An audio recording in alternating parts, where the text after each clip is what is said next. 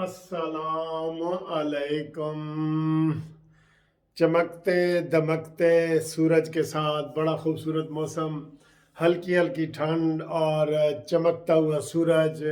बाहर बहुत अच्छा मौसम है। मैं अभी बाहर से आया हूँ। बहुत अच्छा मौसम है और आज इतवार का दिन है और कुछ लोग आराम कर रहे होंगे, कुछ जाग गए होंगे, कुछ काम पे चले गए होंगे। सारा सिलसिला चलता है। तो तारीख भी आपको पता है, आज क्या तारीख है? क्या तारीख है भला बताएं? आज 3 होगी, 3 होनी चाहिए। ठीक है। अच्छा जी। बात यह है जनाब कि बड़ी सियासी खबरें हैं, बहुत ज़्यादा खबरें गर्म हैं।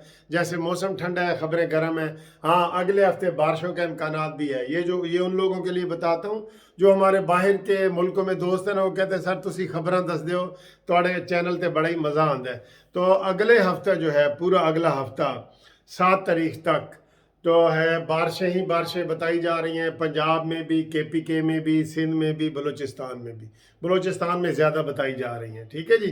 तो इंशाल्लाह ये सर्द मौसम है, अच्छा है, बारिश अच्छी होती है। वैसे भी वो का मैं देख रहा था सरगोदे में किन्नू माल्टे वाले कह रहे थे जी बारिशें नहीं हो रही हैं, सानू कोई सब्सिडी दो।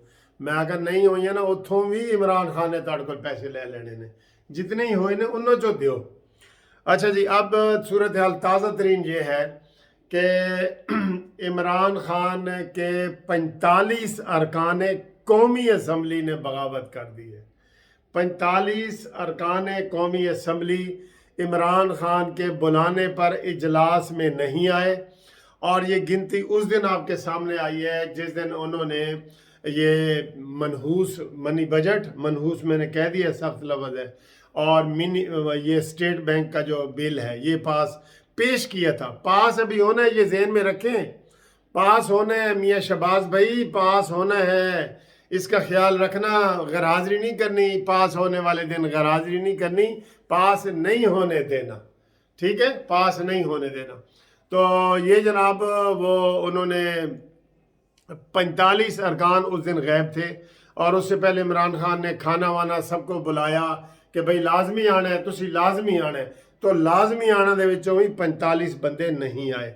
तो ये बहुत बड़ी कामयाबी है अपोजिशन की।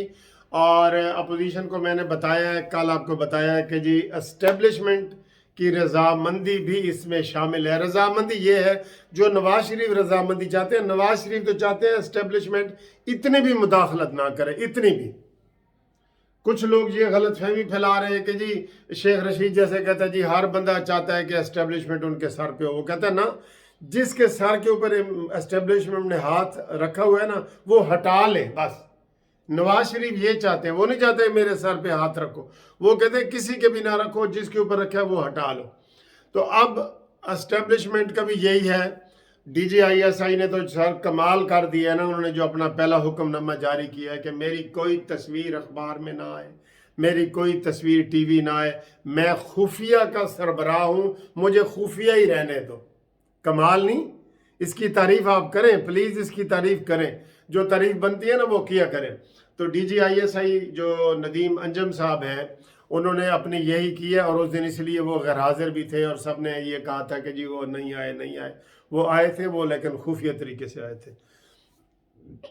उन्होंने तो बिल्कुल ही कह दिया। और ये मेन आपको पता है, मेन हुकूमत तोड़ने जोड़ने में जो मेन किरदार वो चीफ ऑफ आर्मी स्टाफ का नहीं होता, वो मार्शल लॉ में होता है। वो मार्शल लॉ में होता है, चीफ ऑफ आर्मी स्टाफ का नहीं होता। वो होता है DGISI, जिसके पास सारी ये इंटेलिजेंस के इदारे हैं।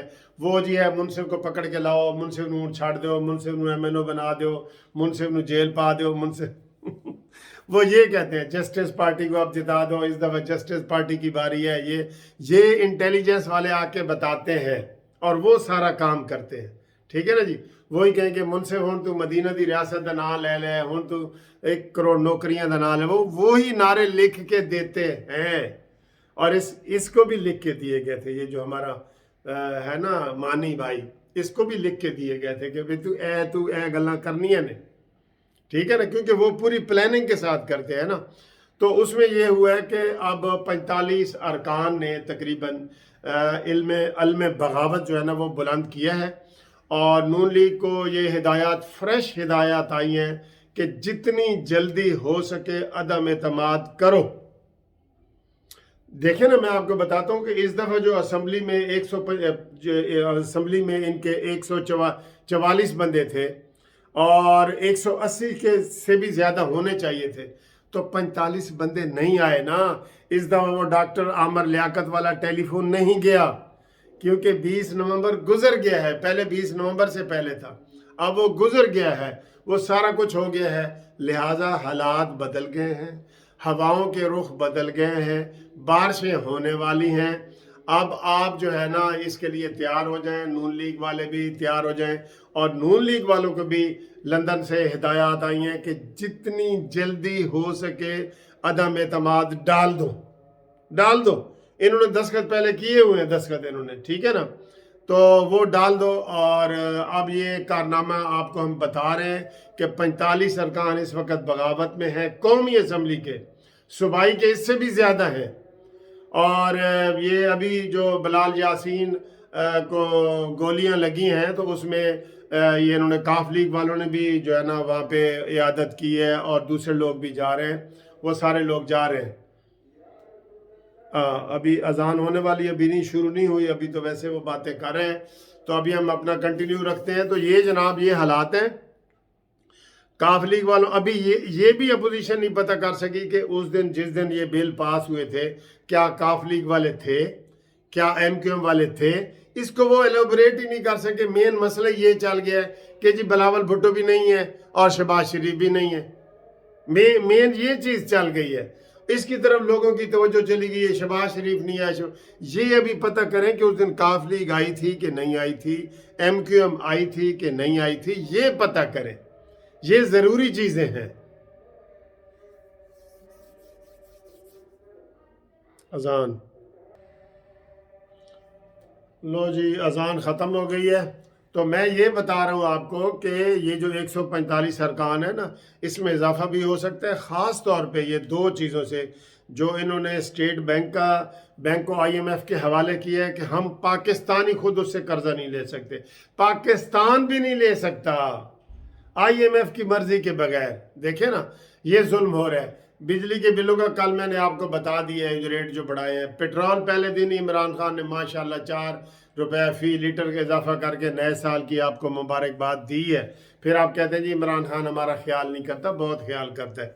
اچھا جی، اب ان ارکان میں اور اضافہ ہو رہا ہے کیونکہ ایک تو الیکشن کا سال آنے والا ہے، الیکشن کسی وقت بھی اناؤنس ہو سکتے ہیں. اور نجم سیٹھی کے بقول کے یہ والا جو سال ہے نا وہ ہے. آپ کو آخر میں ایک جوتشیوں والا وہ بھی بتاؤں گا تھوڑا سا کہ جوتشی کیا کہتے ہیں، اگر آپ بلیو کرتے ہیں تو ٹھیک ہے. تو ان 45 ارکان ہیں، ان میں اضافہ ہو سکتا ہے کیونکہ یہ بھی نہیں چاہتے کہ مہنگائی ہو. کاف لیگ بھی نہیں چاہتی مہنگائی ہو، ایم کیو ایم بھی نہیں چاہتی مہنگائی ہو. ابھی انہوں نے جو 150 اشیاء کے اوپر 17% کا لگایا ہے ٹیکس. یہ بھی پتہ کرو کہ یہ 17% کیوں لگایا ہے ہر چیز پہ. کسی کے اوپر 18 لگا دیتے یا 15-16 لگا دیتے. 17%، اس کے بھی پیچھے کوئی کالا علم ہی نہ نکلا ہے. یہ ذرا چیک کرو.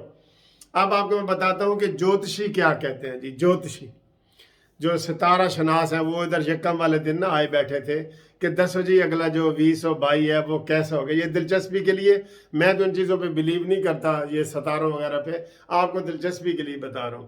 تو انہوں نے اس میں بتایا کہ جی جو 2022 ہے اگلا سال، یعنی کہ جو یہ آگے ہے، اس میں مریم نواز کے ستارے عروج پہ ہیں.